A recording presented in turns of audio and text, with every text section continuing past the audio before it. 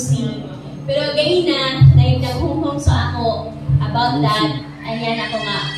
Sige, din ako ma-insecure.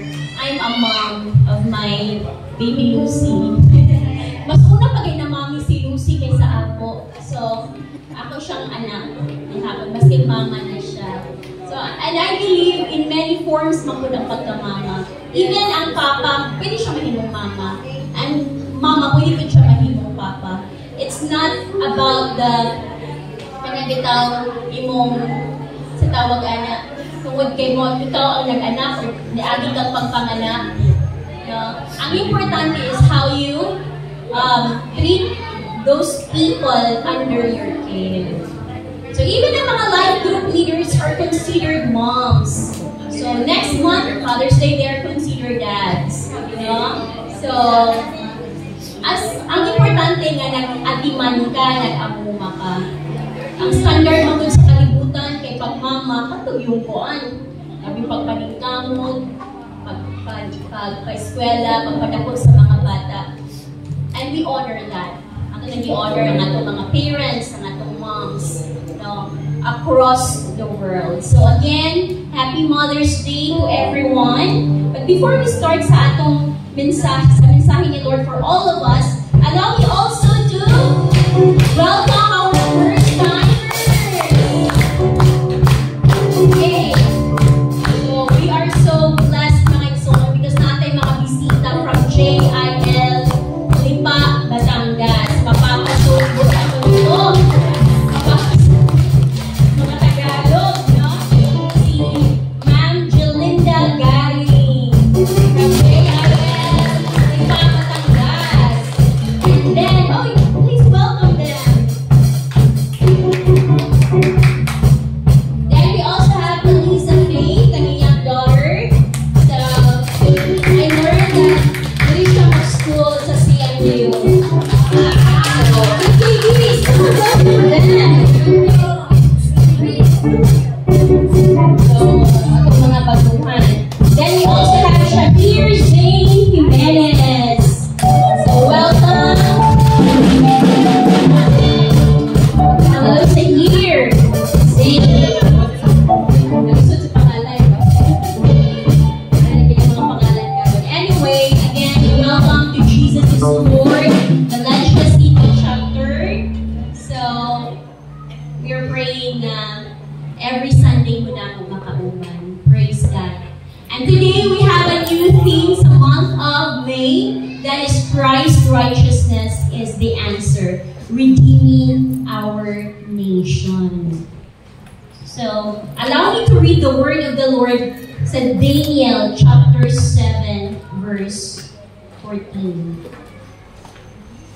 Okay? Daniel chapter 7 verse 14, New Living Translation. He was given authority, honor, and sovereignty over all nations of the world, so that people of every race and nation and language would obey him.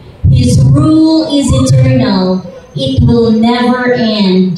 His kingdom will never be destroyed. Nasabta na to. Law mo ato nga English. Uy, let's go to Bisaya. So verse 14 sa Bisaya, o kaniya gihatag ang gahom. Kinsa man ni si kaniya? This is Jesus Christ.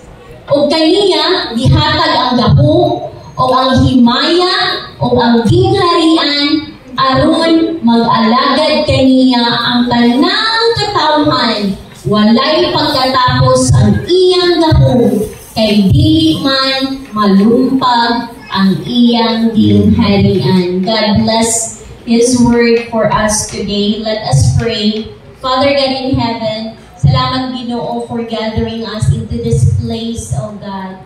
And we just want, Lord God, to come before you, uban sa pagpaubos sa mong matag-usa ka kasing-kasing. Lord God, susiha ang matag-usa Ginoo, and let us, Lord God, be worthy, Lord God, sa imong atubangan. Open our hearts, Lord, as we listen to your word, oh God. Kung unsa man ang mensahe nga gusto nimo ipaabot sa matag usa ka namo, let our hearts, Lord God, mudawat aning tanan, Ginoo, for our benefit, O God, in the name of Jesus. Lord, we lift you up in this place. Jesus Christ, be exalted sa among needs karon. Holy Spirit, move, speak sa matag usa ka kasing-kasing. This we pray in Jesus' name. Amen and amen. So praise God. So, atong tanawan, let's go to our introduction, please. So, our nation faces countless challenges. Kini ang gisgutan ani nasod sa Pilipinas kay naaman ta diri. So, unsa man nga mga challenges, unsa man nga mga pagsulay, kini nga our nation faces countless challenges. Dili maiha. So, kanya namugna tayong kalibutan na naging challenge ang nasod sa Pilipinas. No? So, countless, may makaihap ana mga isuon. Unsa klase nga mga challenges, una, economic struggles. No? Sa una pa, daghan na kaayo nga mga leader nato sa unang panahon nga. Ang kini maayo nga leader kay nag-study siya sa ekonomiya. Mo yung expertise sa ekonomiya. Pero wala gid gihapon nakasumbad. No? Societal issues. Kung mutan-aw ta karon, if we look at and read FB, sa any forms of social media, naa dito tanan nga mga problema sa society. So, pili lang mo dito. But I suggest ayaw na lang yun kay ngano maglibog lang yun ang atong muna. Political unrest. Grabe no? Political unrest. Wala kapahulayan ng mga pagbibati, wala kapahulayan ng mga issue about politika. And tomorrow, mo-exercise na ta sa atong right to vote, mga igsoon. Amid all this chaos, regaining hope may feel impossible. Kung ato lang yung tanawon, wala gid bayad yung kanang paglaong, no? Pero, we can rest in this truth. Christ reigns over all, including our nation. So, ang nagdumala, kung ato lang yung tanawon, kita nga mga Kristohanon, kita nga mga magtutuo ni Jesus Christ, we know na naghari si Lord unang-una sa atong kasing-kasing. Apil na dahil ang atong tibuok nasod. So, sa atong gibasa nga teksto kaganina, kung magsugod ka sa Daniel chapter 7 verse 1 up to 14, na ay mga panghitabuan na sa upper part, there were 4 beasts, or sa Bisaya pa, ang nag-term ito kay dagkong mananak. Kay si Daniel, nagkaroon siya of vision. No? Sa iyang vision, nakakita siya of 4 beasts. Ang first gate of beast, kay usa siya ka lion, pero ang iyang pakpak is iyang mga wings kay wings sa eagle. Imagine na nga lion, ganyan natin siya ipako nga eagle. Yan ang ikaduha, kung ang isa ka bear, dako kaayo nga oso, then naa siya tulo ka kuan mga bukog sa tawag ana nga iyang na-address sa iyang bakbak.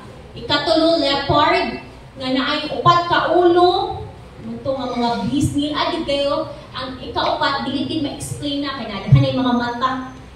And ang explanation adto sa vision ni Daniel was na ay mga murul ng mga antichrist, mga panggobyerno nga sukwahi, no? Sa kabubuton against sa will ni Lord, against sa government ni Lord. Now this time, mo din itong isuludayon ang verse 14 nga, He was given authority, and that is Jesus. Siya lang yun ang may karapatan nga mupuksa aning tanan. No? Now, ang tanaw sa nato daan kay, ako pangita or di-differentiate ang word na country o nation. Kaya naiuban nga mo gamit o country, naiuban mo gamit o nation. So when we say country, mo ng territory, so kung tao na itong mapa sa Pilipinas, mula pa sa Dalitana sa Pikas, hindi na teritoryo sa Philippines, kaya na siya borders. Then, ruled by the government, and talk about the population, pilata ka 104 million Filipinos. No? Siguro daghan na karon. And then, kung nation, mag-spiritual kultura na to, history, ang atong language, atong mga sinultian, daghan ng language ang Pilipinas, atong ethnicity or ancestral origin, ang atong mga kaliwat. So sa ito pa, kung yung country, kung mo ato ka o Palawan, kay tanawin mo ang map sa Philippines, na may nag-ahida ang Palawan, niya mo mulayo pag ka sa Palawan, wala na ka nabilong sa country. No? Or diri sa Mindanao, kung sa man, kalamitin sila, kamuagi, may mga may mga goods, yung mga walay nag-agi yung mga taxes, ipaagi diri sa likod. Sa una ng panahon, pwede pa sila makasunod. Nadiha ang Sabah, Malaysia, doon rata mo. Lapas na kadangay sa sulong, Sabah, Malaysia na dayon. So, magpakita na kag-passport kung mulapas na ka dito. Pero doon na lang, kung dito ka nagpuyo. So, mulapas ka na, wala na ka sa country sa Philippines. Pero, kung yato pag-Amerika, pero speak hapon ka o Tagalog, speak hapon ka Bisaya, then ang imong culture, ibig na pang gidalangan to, still you are part of the nation of the Philippines. So, praise God. Ang title sa akong message karon, still sa tema rin hapon nga akong ikaw, Christ righteousness is the answer, redeeming our nation. So kung mayroon kang righteousness, wala na po naghatag o taas pang na definasyon. But, ang isa na ka, word, para klaro kayo, when we say righteousness sa Tagalog, katuwiran, sa Bisaya, pagkamatarong, kinsa man ni Jesus. Si Jesus lang yun ang matarong. Si Jesus lang yun ang tao, no? Ang Ginoo nga nahimong tao sa time niya nga walay bahid sa sala. Now, kung saan mo ito pag-redeem sa nation, kung ang mga tao sunod sa nation, wala ko na-plastar ang mga kinaiyahan. Diba last Sunday, if you were here last Sunday, ang i-share sa atong regional pastor, si Pastor Sheila, kasi nakahinong sa title, Attitude Adjustment. Kinsa man nga attitude ang atong sundon. Kinsa man, whose attitude ba ng atong pinaka-model? It's Jesus. And tulong ito yung gihatag, and she promised na tagaan taon duha. Pero actually, wala. Siguro sa kabisi ni Pastor, wala na ito niya nahatag. So, isa lagi, side gid, one and only attitude na atong sundon is ang pagiging selfless. Now, this time, nag-istot man si Pastor nga, dili na kita mulayo. Yes, mutok gihapon ka about mga examples in the Bible. But dili na ito pwede i-depart ang atong selves sa mga example or implo nga gakahitabo everyday sa atong kinabuhi. So that is why we should be selfless. Now this time, let's talk about righteousness. Oh, dili na siya easy. It's not an easy to be matarong. It's not an easy to be kanang limpyo ka. Walay sala at tubangan sa Ginoo. It's not easy because makasala din ang tao. Now, let's just tudluan ang atong kaugalingon. Ngano? Kaya ang part sa ang nation, dili matawag na nation kung wala ta. Kung wala ang mga katawhan sa Pilipinas. Dili na siya matawag na nation kung wala ta. So, katong mga tao nga naa sa nation mo, okay atong tudluan. O ginabot mo layo dito sa uban, diri na ta sa sulod sa simbahan. Kita na mag-una. Amen. Kita na mag-una nga mag-adjust sa atong mga attitudes. Kita na ang mag-una nga mag-learn ta to be like Christ. And kung atong tan-awon, pagdadaghan kay Christ-like characters. And one of that is ang righteousness. Ang pagkamatarong ni Ginoong Jesucristo. siya ang pinaka-the best na example. But still, let's talk about mga notable people in the Bible ang i-consider sila mga righteous. Number 1, si Noah. Now, in the face of overwhelming corruption, kung magulang na corruption, sa imusun sa imong mind? Politiko! Politiko! Dapat yung joke, magudto nun, nakita na ako dito nga. Basahan, ginako nga ng mga istorya-istorya dito na kadtong wala na apil sa lista nangalain. No, nangalain. Karang gi-apil na siya sa lista, pagkadawat daw, pagkadawat daw, nalain na po siya. Kay gamay ra ang gihatag sa bagid. No? Yung napasali sa listahan, ay yung hindi napasali sa listahan, kailangan ko mag-Tagalog gamay. Hindi napasali sa listahan, galit kasi wala sila sa lista. Ngayon, yung nakakuha naman ng pera from the listahan, galit ulit kasi konti lang yung na-receive. Saan tayo lulugar? So, when we heard the word corruption, politics, no, kaya mga politiko, then dili kay nato siya mabigyan pansin kung dili yung election. Paghapit na yung election, diha na dahil mabantayan nga si kuan kurakot, si kuan balimbing, si kuan ang uling istorya sa una, tapos na lain na po, ginan na po. Uy, nanggawas na. Pero katong human sa election, wala, hapsay pa. So, corruption. But don't you know nga corruption not only pertains to politics, even corruption sa atong values. Pwede na siya. Nakurap na ang values sa mga Kristohanon. Nakurap na ang mga kinaiyahan sa mga Kristohanon. No? Sa atong mga daily lives, pwede na siya makurap, dili lang ting eleksyon. So, si Noah, pinaka-example, anak, kay katong sa time ni Noah, giinan siya ni Lord to build an ark, pero ang mga tao, yun sa naman, di katawaan na siya, kinsa man na imong Ginoo. No?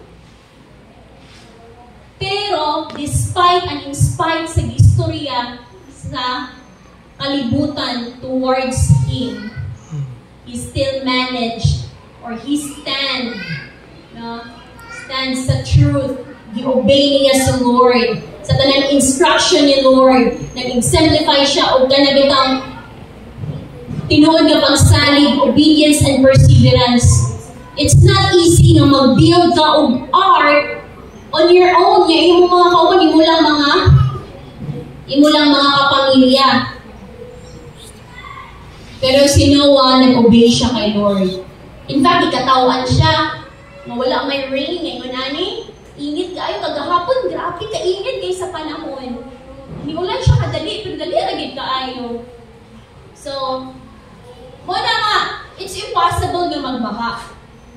Pero, still, he obeyed God's instruction to build that ark. Nagpakita na ang iyang pagsalig o pag-obey kay Lord, muna nagpahimo siya mamatarong at tumangan sa Ginoo.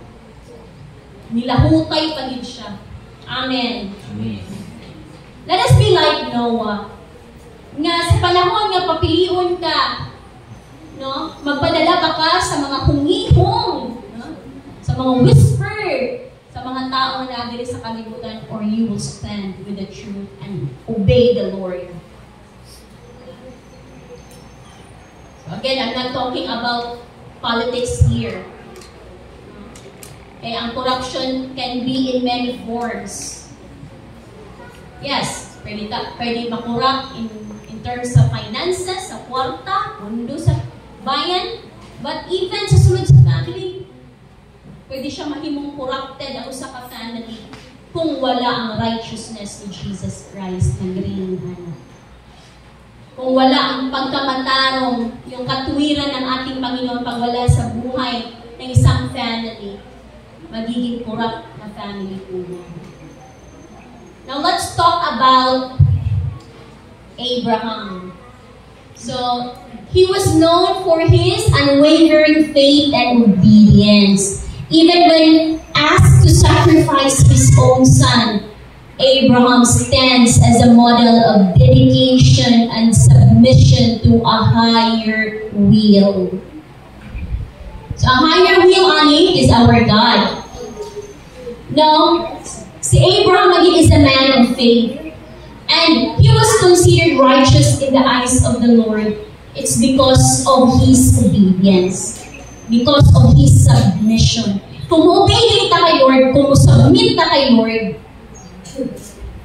no? Mga igsoon, pwede na din, we are already in the process of righteousness. To a higher will. Kay Lord na ako mag-obey. Hindi ko mag-obey sa akong leader. The Lord knows my heart. Pero, hindi ta mo obey sa atong pastor. It's still useless because God uses people. Yung higher will, it could be the authority. Dili ko mag-obey sa akong mayor. Dili man siya akong bet na mayor. Mas nakadaog siya, mas tigibutran siya sa, hindi man ako siya bet, hindi na ako mag-obey sa iya. Now, as a citizen, as part of the nation, as part sa citizen sa gingharian sa Ginoo, all the more, or mas dapat kita ang number one na obedient, whether we like that politiko or not. Pero siya may nidaog, tayo mabuhat, ay na. Kung nga ito, utok ka lang, binuta mo obey sa iyo, hindi man siya ang kuan. Hindi man siya ang akong gibutaran. So, kung yan natin huna-huna tanan, corrupted ang atong city. Pero asa man nag-start sa ato ng mga individual. So, let's dedicate, submit first and foremost our lives to the Lord. And then next, to the governing authorities. Not just sa panggobyerno, even sunod sa panimalay. Adi ko ganahan kay strikta kay si mama o si papa. Di ko musunod sa iya. May di ba gunalan? No? May di matagaan o baon? E na bang naay dedication, naay submission na makita sa ato? Sa tanan nga naapay parents, tanan nga naapay mama o papa, children, show your love and dedication, your submission. Maskin pa, o kanang makaingon pa nga, wala ko niya gilove. Nakapinakita na, unsent letters ba? Unsent letters, man ito ang description nga to. Siya nga family, or yung siya ma, pa, I still love you, maski ikapilan ako nasakitan. Iya po itong battles, no? Pero, mom, dad, I still love you, even pila naka-times ko na hurt sa imo. It's not easy to love that kind of parents na napasakitan ka permi. So, blessed gitong mga bata nga love kay sila sa ilang mama o papa. But we are in an unperfect world na aging realidad mga isuon na dili tanan love sila sa ilang parents. Then, naapay mga sitwasyon nga vice versa nga love nila ang ilang mga anak pero ilang mga anak sukuhipod dili po nila love ilang parents. So na yung mga iwanana then naapoy ka ng nindot na ang family, no? Love, they are loving with each other kaya wala na corrupt ang ilang values sunod sa family. So let us be like Abraham, willing to give up everything, even his own son, para kay Lord. Hala. Listen, di siya literal. There was a time nga, gipangunta naman ko ato sa isa ka, kuya in the Lord. Are you willing to give up your aid? Your Isaac, ay sa Isaac maning son. Are you willing to give up your Isaac? Kung ano ko rin sa akong Isaac? Ako isa up, Lord. And that time, si Rene, akong husband, siya, are you willing to give up your relationship over sa pagpangalagad sa Ginoo? You know what? Wala na ako ipilit si Lord. Ipilit na ako akong love life. Pilit na ako si Rene at time. And then, Lord, pero, so, nagkaroon ng repentance. It's a long process, my son. I cannot share it with you my whole life. Pero it's a long process. Basta kaya nakita naman yung happy ning duha. So, and the repentance, nadala na ko siya sa Lord. It's because, ato nga time, dili pa siya kanang committed kay Lord. Wala pa po siya na born again totally. And now, nag-commit naman siya kay Lord. So, happy together, you know. So, for that was a tough decision. Pero anuhan niya po na ako to, gi-regretan ko na ako ang decision nga mas gipili na ako ang love life over the Lord. Pero salamat sa Ginoo because naagi mga tao na nag-guide sa ako nga wala give up hantod matarong ang akong kinabuhi. Until makabarugo sa inyong atubangan sa pero. Hindi ako kaya mo baro kung wala na tarong akong life. So I really praise God for those people nga nagtabang yun sa ako to become righteous in the sight of God again. Again. Praise God. Ba tayo na-learn? Yes. Amen. Conclusion. Let's go to number 3. Let's talk about Moses. Uy, Moses. Ano naman si Moses? So despite sa adversity, we know the story of Moses, ang iyang leadership, ang iyang pagdumala nga gipagawas ang mga Israelita sa Egypt, no? Sa slavery.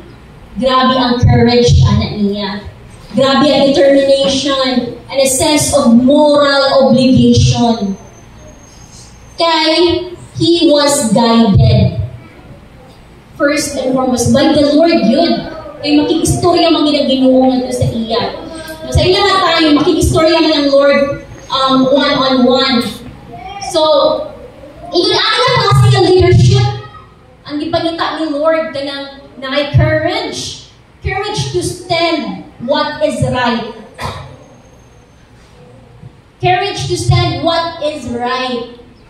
Na determination. Na-determination ba na pag-ipadayon ang kanang unsay kamatuoran. Ipadayon unsay kabubot-on sa Ginoo. Na sense of moral obligation nga dili lang taman sa spiritual nga aspect but ang atong mga moral values mo padayon gigihapon. Man ako nagagikuha. Diha ra man gyapon nato nakuha sa word of God. Na as parents, ang atong gina-lay down nga mga values, moral values sa atong mga kabataan, atong paningkamutan nga mutatak sa ilang heart and mind.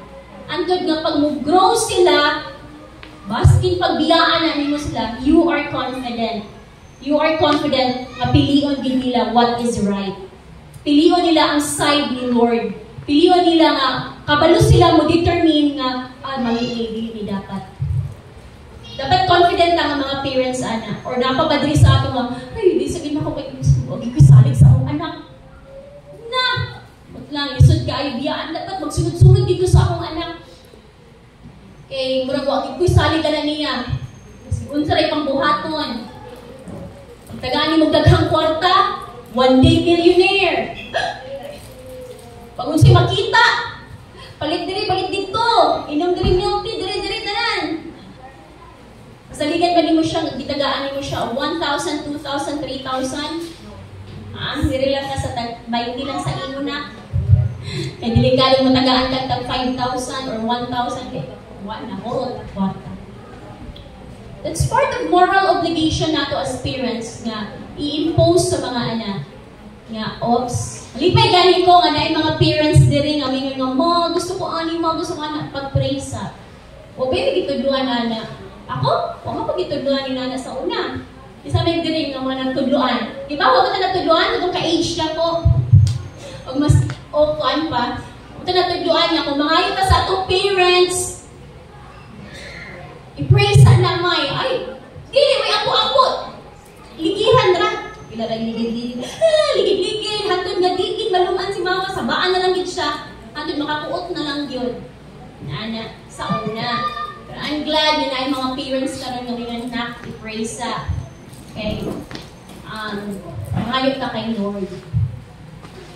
So, part of moral obligation. Amen. Amen. Praise God. And then, ang the best example is si Jesus. Pinaka-sentro sa Christianity, si Jesus yun. Siyang una nagpakita, ang unay makasala, forgive. Magkaroon ng kaluoy. Magpaubos. O muhigugma sa mga tao na walay angay. Higugmaon. Lisura ayoy. Lisod lagi maging selfless. Anak pagkakam mo forgive sa tao nga nagpasakit sa imo. Lisod kayo. Lisod kayo na siya. But thanks be to God, again, si Jesus ang atong pinaka-the best example. Yes, good example si sa itong una. Noah. Sunod si Abraham. Sunod si Moses. Pero si Jesus bilang pinaka-the best example. Na mo forgive, na ay kaluoy, magpaubos, na igugma. No? May mga niya ang pinakagitanaw sa believer. Nagtabi nyo, namaka kay Jesus, anong hindi makita sa life? Namaka kay Jesus, anong hindi mo naging makita sa imong school? Namaka kay Jesus, hindi makita sa trabahuan. Born again makaha ka. Naging na nabagi ko na, born again makaha, unyamian kay batasan.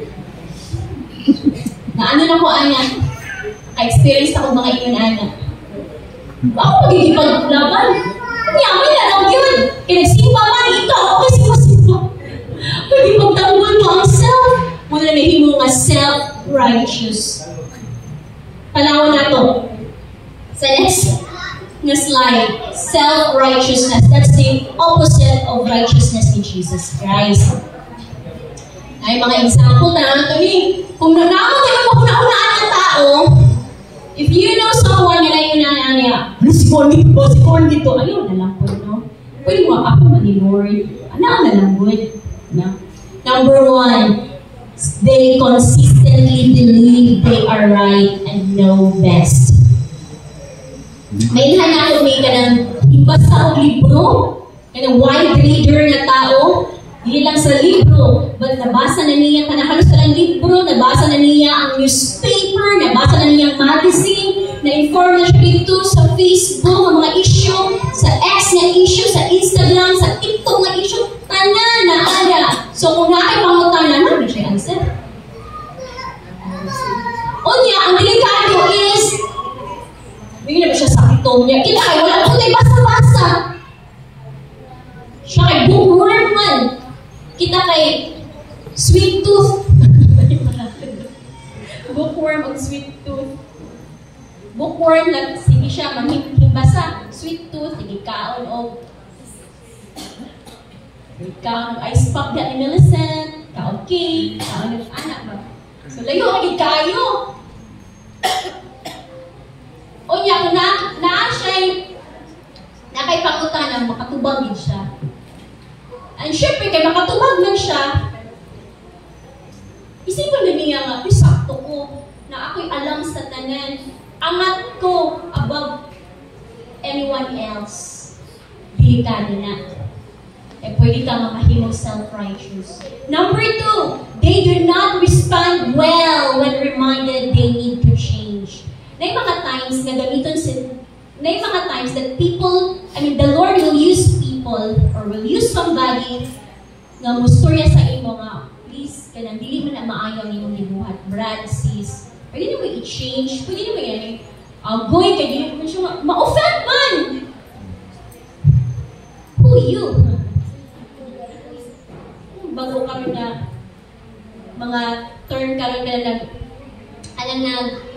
trending karon nga vlogger, si Yana, na sa tagiingon niya, uy, sa tagiingon niya na? Ba't nga ba? Ba't nga ba? You tell me. Malakaran ang mga uso. Makarelated ana ang kanang mga nagbabad sa social media. Ba't nga ba kay i-overtake siya, i-open siya side mirror. Siya, yan din tong driver na wala makay side, ano makatanaw sa side mirror. Siya paniingon. Tanaw sa side mirror niya, siya mismo may side mirror. Siya nga, hindi mali yung ginagawa mo. Siya, ba't nga ba? Ba't nga ba? You tell me. Ikuhaan siya, lisensya. Pero mga kuan lang, 6 months yata. So, hindi willing to change. Pwede naman talang kami nga, ay sorry. Ay kuan kuya. So, yan ang naging kauban, ang ingon nga. Pasensyahan niyo na po siya kuya. Galing kay si kuya kay dapat na, kung tanaw lang mo sa comment section, sayang. Buti na lang, kana daw, wala siya nagdala ang baril. So, di ba, natin ko ba ng mga driver basta masikop ilang auto? Lagay ng kanyang ngayon. They will consistently wonder why God has singled them out for difficulty. Kaya naman tayo nga, Lord, ako naman for me ang naay problema. Anong siguan? Matulo na siya nga. Siguan man gano'n ko, kung siya simba-simba. Iyahan nito yung life. Sige lang ato beach. Sige lang, huwag ka lang ato sa bukid, pahangin. Sige lang nagiglaag. Kung wala na siya problema, ako every Sunday ko kasimba. Pero anong daghan yung problema? Daghan ko yung pagsulay sa kinabuhi. Nasabtan mo na nato. O niya, giisip tayo niya nga. Ano ako raman? Ang uban wala man lagi. Mag-compare na dahil. Don't you know, na blessed Hinoon ang Kristohano na daghay problema? Insay mo agree? Amen. We are blessed na daghay problema. Ay kung padagkong ay lang problema na mupila na din ko dira. Pero I really thank the Lord because He is always there for us. Ang katong daghang problema nga naa diri karon kinsa man. Congratulations. Congratulations. Kay daghan ko'y nailhan na dagko problema wala na ko nakakita diri sa church. Dili na ito i-single out ang atong kaugalingon nga tungod kay kita gihanakan sa dagang problema. Kita na lang yun ang giano ni Lord when in fact gisi kita gasimba. Diba? Dili. Daghan tag problema, klase-klase o problema. Praise the Lord. Number 4. They consistently point out the sin of others with an air of superiority. Sabot pasabot ani. Sala mo tuloy ko ang good. Ang tabi na amoy gibuhat ng project, na amoy gibuhat nga event, na palpak man na. Sala mo tuloy ko ang good. Uy, kahit ko dili mo kuan. Sala mo tuloy ko ang good, si kuan ana. Sige nang pangudlo. O mo tuloy ko ang di ka tabaya ka na kuan. Nabi ko alam mo ba nag-pray ko pag-inom mo na kami, bro, nagkan ako ano ako diri. Kinasa 3 times na mga inaanak dito. Number 4, sila, ang gito ko ang good way. Ito siya patuo. Ganyan na din. Korean na ganyan kagabi eh. Na inaanak. Hindi mo buot siya sa iyong kagalingon. Hindi napalpak na rin mo. Yung mo point out siya, ay nakasukan mo po. Malusig ko, ano yung nakasukan ko? They do not see a need to admit or confess their sin. Na mga inaanak ba kay, hindi na mo abungit nga nakasala sila. And kaya mga self-righteous, dili po na sila kabal mga self-righteous na dito. Yung kanabitang opposite na ba na siya kay Jesus Christ.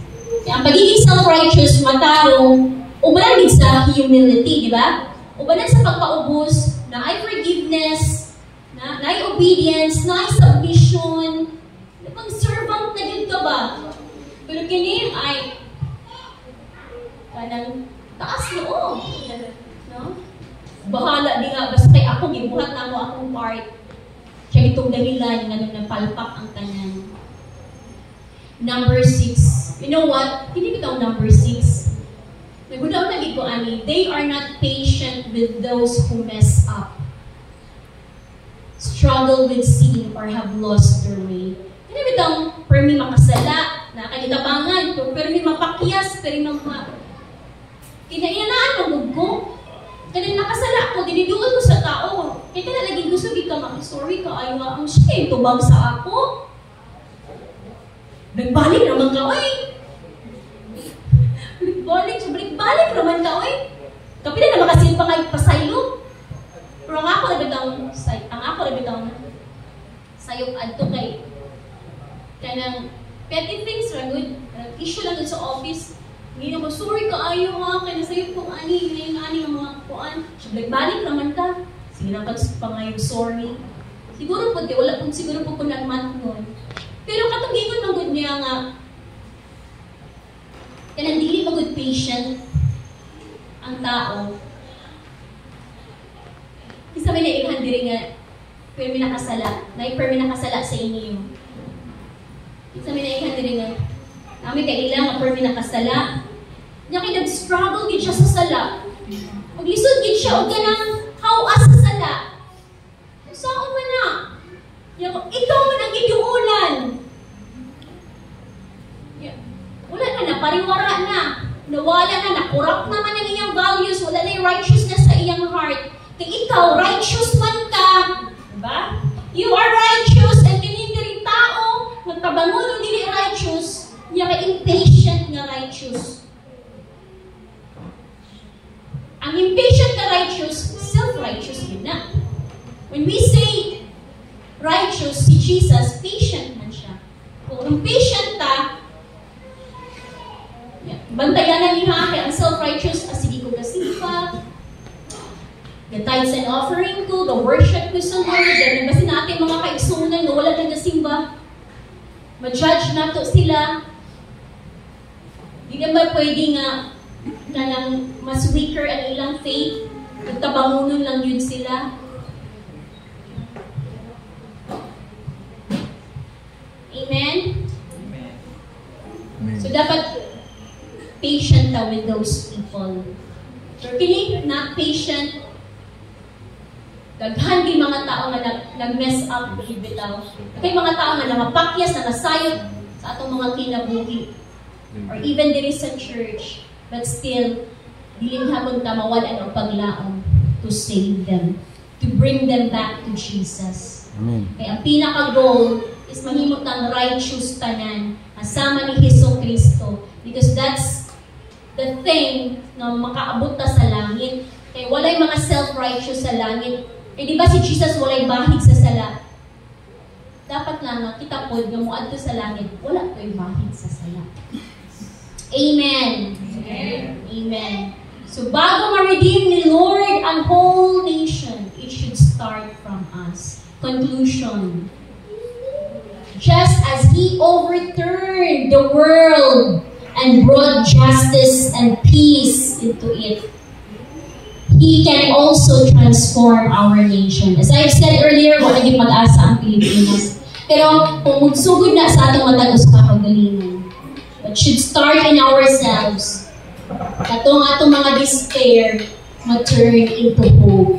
Ang atong chaos ma-order. Kung atong kinabuhi-gubot, ma-order because of Jesus.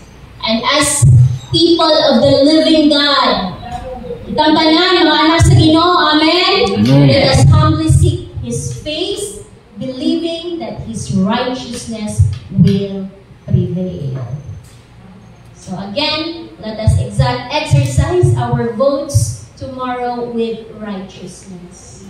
Agaan makagwarta ni kinsa o ni kinsa, pero pray to the Lord kinsa ang right person na imong botaran. Praise God. Let us all stand.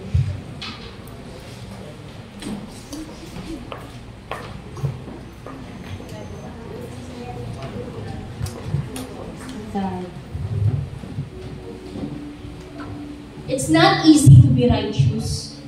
Hindi siya sayon mga igsuon. In fact, ako, Kami ang mga leaders, kadaghan kay mga failures.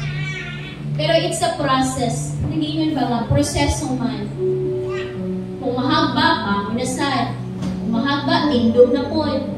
No? Until naapata diri sa kalibutan, daghan pagig mga failures. But ang importante lang yun, willing ang atong heart. Willing ang atong heart to follow the best model of our lives. And that is Jesus Christ. Hallelujah.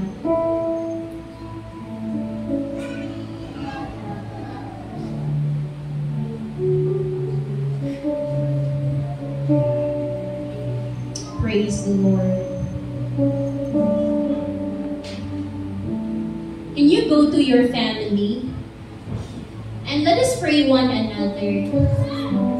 Pwede mo mo doon sa imong family or kinsa man ang imong kauban. Unsa may dapat nimo iangko? Lord, help us to be like you. It's not easy nga magkinabuhi tani nga kalibutan without the righteousness of Jesus. Christ's righteousness is the answer. So pray that ang atong pamilya will be the first family nga uncorrupted. Let our family be uncorrupted. No? Sa tanan ng mga challenges sa atong naso, dili ta matarog as sons and daughters of the living God. So katong mga walay kauban,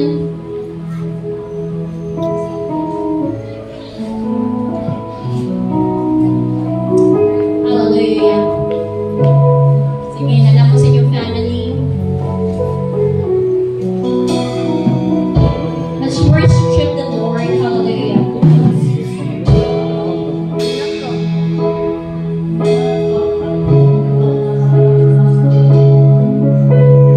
Diyos kami patawarin sa aming sala,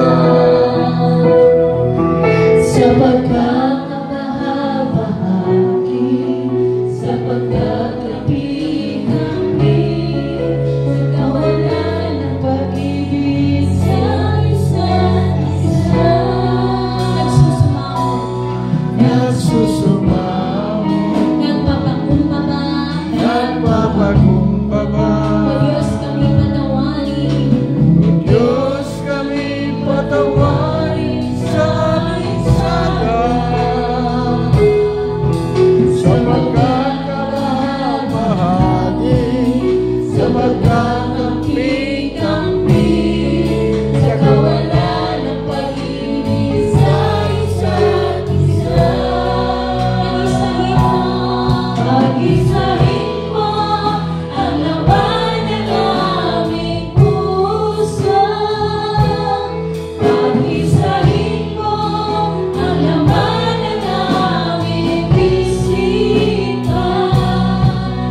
Bigkisin ang iyong pag-ibig, bigkisin ang iyong pagmamahal. Jesus, magkailan sa aming buhay. Pag-isahin mo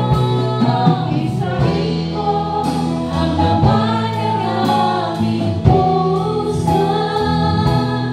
Pag-isahin mo ang laman ng aming isipan. Bigkisin ang iyong pag-ibig, bigkisin ang iyong pagmamahal.